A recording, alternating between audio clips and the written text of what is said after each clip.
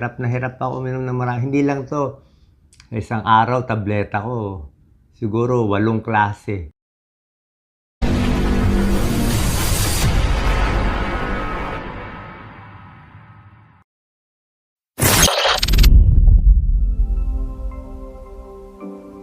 Kaibigan, kamusta po kayo? Doc Willie 'to. Hindi lang ako makatiis, hindi ako gagawa ako ng tips para sa inyo kasi alam ko, kahit may sakit tayo, kahit medyo mahirap, gusto ko talaga po kayo tulungan. Maganda 'tong tip ko.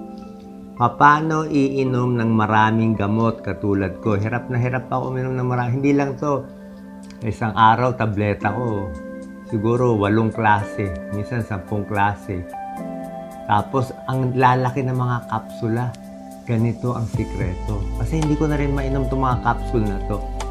Merong mga gamot, pwede nyo ihalo sa juice. Ganyan. Ako ginagamit ko 4 seasons na juice eh. Pero any juice na matapang-tapang, ihalo nyo. Tingnan nyo lang kung gaano kapait. Kasi kahit mapait siya, basta mainom nyo lang. Parang ito.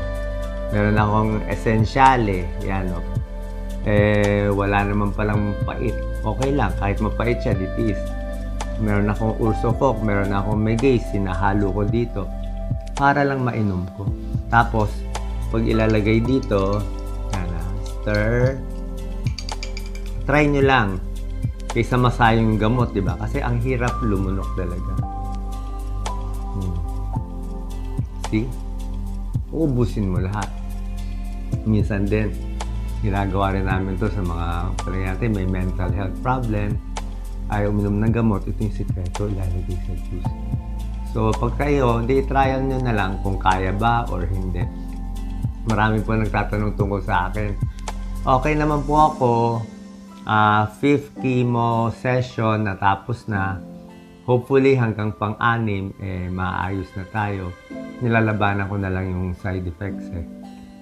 Medyo bumababa ang timbang ko, kaya pinipilit ko kumain pero metallic taste pa rin. Pero halos bumalik na yung katawan ko, malakas na pakiramdam ko. Yun sa isip ko nga parang 50 years old lang ata. Pero yung lakad ko mahina pa. I can only walk. Siguro hindi ko pa natatrial, baka hanggang dulo lang, ganun lang muna. Pero unti-unti lumalakas, yung bukol lumiliit. I think it's just 35% na lang ang natitira. So, malaking bagay na po yun. Mahal na mahal ko po kayo. Ito lang po health tips natin. Kita po tayo palagi.